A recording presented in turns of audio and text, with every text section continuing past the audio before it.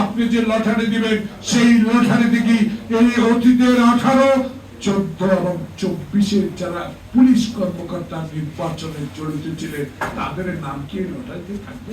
1 বছর ক্ষমতা থাকার পর যদি এমন একটি সুষ্ঠু নির্বাচন সামগ্রিক চেয়েও ভালোভাবে করতে না পারেন তাহলে ব্যর্থতা তো আপনার উপর চলে যাবে।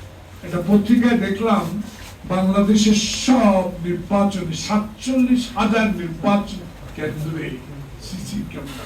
আবার আজকে বলেছেন লটারির মাধ্যমে এসপি আর ওসি বদলাবে। আমার প্রশ্ন আজকে এই ক্রাইম রিপোর্টার্স থেকে 11 মাসে 12 মাসে যারা আওয়ামী এসপি, যারা 14, 18, 24-এর নির্বাচনের সাথে সম্পৃক্ত ছিল তারাও কারো না কারা এখনো পুলিশের কর্মকর্তা, যারা হত্যায় গুলি চালাবার নির্দেশ দিয়েছে, যারা খোকনকে গুলি করেছে, ওয়াসিমকে গুলি করেছে, মুক্তকে গুলি করেছে, সেই সব প্রেতাত্মারা এখনো আছে। আমি কি জানতে চাই আপনার কাছে আপনি যে লটারি দিবেন সেই লটারিতে কি এই অতীতের 18, 14 এবং 24-এর যারা পুলিশ কর্মকর্তা নির্বাচনে জড়িত ছিলেন তাদের নাম কি লটারিতে থাকবে? দয়া করে এদের নাম লটারিতে এনে কলঙ্কের অধ্যায় সৃষ্টি করা ঠিক হবে।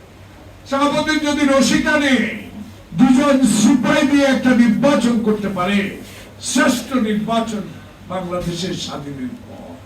এখানে হেলিকপ্টার ব্যবহার হয় নাই, গুলি ব্যবহার হয় নাই, হুন্ডা ব্যবহার হয় নাই, গুন্ডা ব্যবহার হয় নাই। সেখানে আপনি যদি আগামী একদিন পর আপনার এসির গ্যাসের সমাধান হলো SGS ও CNS সার্টিফাইড ফোরন রেফ্রিজারেন্ট গ্যাস, যার বিশুদ্ধতা 99.98%। ফোরন, শান্তি যেখানে নিঃশ্বাসে। 1 বছর ক্ষমতা থাকার পর যদি এমন একটি সুষ্ঠু নির্বাচন সামগ্রিক চেয়েও ভালোভাবে করতে না পারেন তাহলে ব্যর্থতা তো আপনার উপর চলে যাবে।